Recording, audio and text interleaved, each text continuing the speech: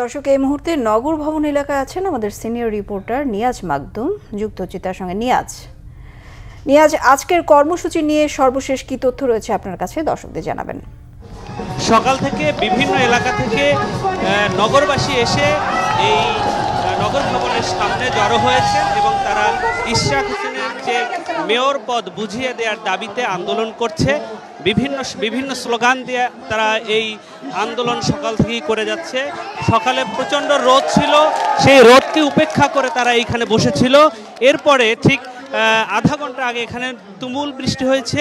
সেই মুষলধারে বৃষ্টির মধ্যেও নগরবাসী এখানে অবস্থান নিয়েছে এবং তাদের যে দাবি রয়েছে সেই দাবির পক্ষে অবস্থান নিয়ে এখানে অটল রয়েছে।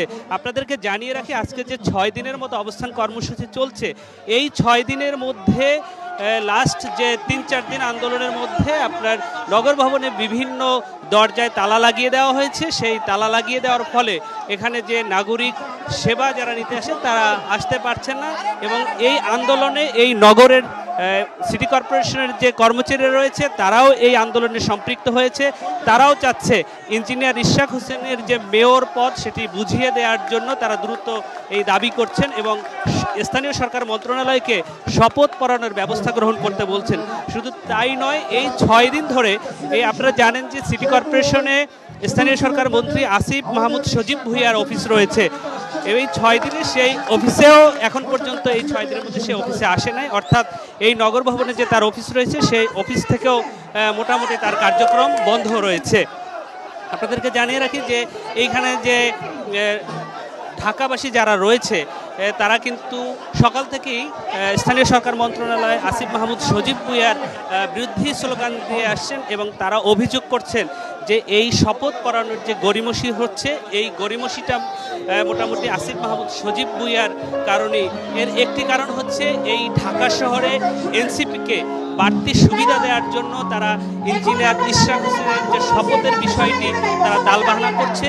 আদালতের যে রায় রয়েছে সেই রায়কে উপেক্ষা করে তারা এই শপথ পড়ানো থেকে বারবার তালবাহানা করছে এবং গড়িমসি করছে। এই আন্দোলনে এখন পর্যন্ত ঢাকা মহানগরের বিভিন্ন কাউন্সিলর যারা রয়েছে তারা এখানে সম্পৃক্ত হয়েছে, তারা নেতাকর্মীদের নিয়ে এখানে অবস্থান নিয়েছে। শুধু তাই নয়, ঢাকা মহানগর যে যুবদল রয়েছে সেই যুবদলের নেতারাও এই আন্দোলনের সাথে সম্পৃক্ত একাত্মতা প্রকাশ করেছে এবং তারাও চাচ্ছে খুব দ্রুতই ইঞ্জিনিয়ার